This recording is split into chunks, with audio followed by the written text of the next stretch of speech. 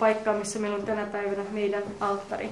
Ja täällä Lasis otti vastaan vieraita, kuoli tälle pöydälle ja haudattiin tämän kanssa myös ensimmäisen kerran Roomaan Pyhä Lorenzo Panispernan kirkkoon, joka sijaitsee yhä täällä keskellä Roomaa, lähellä Maria Mazzouria, Via Panisperna, sen nimisellä tiellä, kadulla.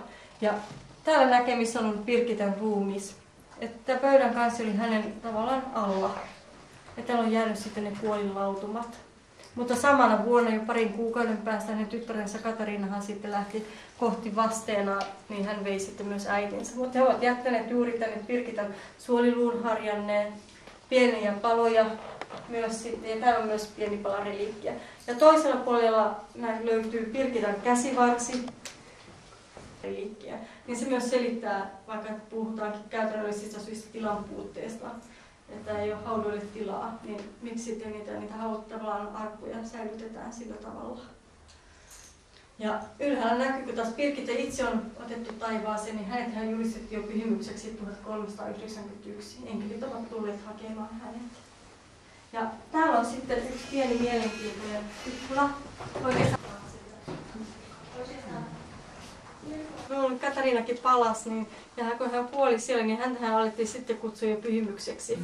Ja keskiajalla riitti, kun kansa kutsui, niin se jo antoi tavallaan myös kirkolle sen vahvistuksen. Että siihen vuoksi Birgittakin ja sitä aikaisemmin jo Franciscus Assisialainen, Dominikus, ne on jo julistettu hyvin nopeasti pyhimykseksi. Koska taas tänään täytyy tutkia ja aivan valtavat teokset tehdä. Meillä on äiti Elisabetin autuaksi julistamisen prosessistakin jo näin paksu tutkimus hänen elämästään ja tavallaan hänen hyveistään.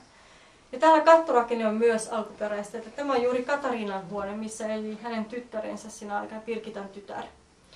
Ja muuten nämä kaikki maalaukset tulee 1800-luvun puolesta välistä ja ne on maalannut italialainen, tavallaan roomalainen taidemaalari tuo Palompa.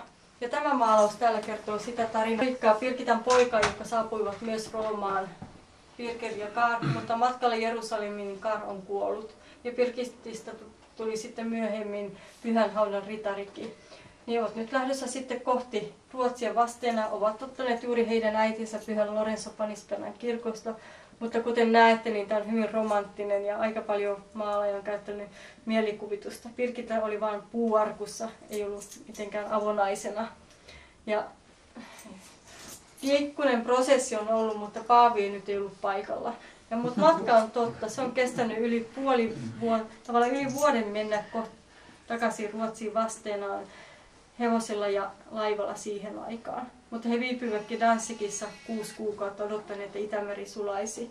Birgitan rukouksen muistoksi, ja jos joku haluaa ostaa